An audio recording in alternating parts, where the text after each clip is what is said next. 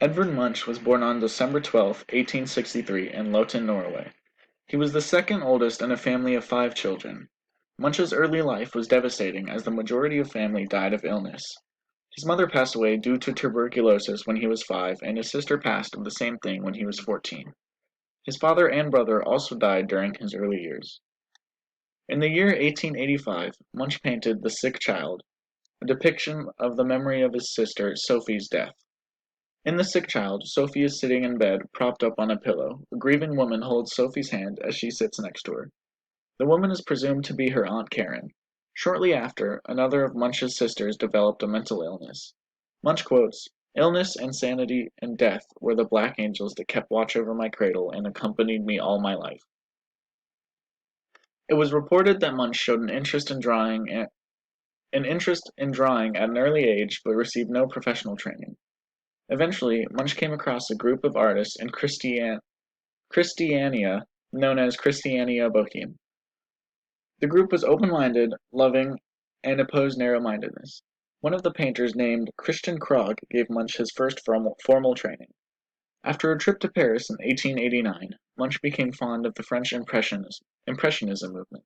During his trip, he came into contact with painters like Paul Gauguin and Henri de Toulouse-Lautrec, both of whom were expressive French painters.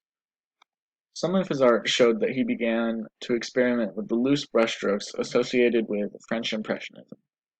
A Danish poet, Emanuel Goldstein, introduced Munch to the decadent symbolism poetry movement. This caused him to develop a new philosophy of art. Munch's art style started to take shape around 1892, in which he used heavy dramatic lines to convey profound emotion and psychological revelation. Munch's work received heavy criticism from Norwegian critics. Critics from Berlin were also very condemning of his art, as he displayed many of his paintings at the Union of Berlin Artists in 1892. The heavy emotion and unconventional representations of sexuality often created controversy. The criticism helped spread his name and gain popularity as he moved countries continuously, including Berlin, Paris, and eventually Norway. For the next decade or so, Munch would work on a series of paintings called The Frieze of Life. These paintings dealt with subjects like love, illness, and death. The last two were notably present in his life. In 1893, Munch created one of the most well-known paintings in history, The Scream. Munch ended up making 4 versions of The Scream, the first 2 in 1893, a third in 1895, and a fourth in 1910. In 1894, he began to start outputting large amounts of art consisting of etchings, lithographs, dry points, and woodcuts. He liked the idea of these different mediums because it allowed him to experiment while communicating his message to a larger group of people. His lack of training caused him to make graphic art in many innovative ways. He greatly simplified the process of Japanese woodcut by using a singular block of wood carved into small pieces. The use of the grain of the wood influenced many future artists.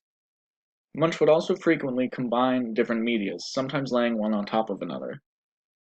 His mental health had never been stable. He began to suffer nervous breakdowns around 1908. After that, most of his art became less intense and more positive. In 1937, his artwork was showcased in the Nazi exhibition of degenerate art. When he died in 1944, Munch left his property and all his art to the city of Oslo in Norway.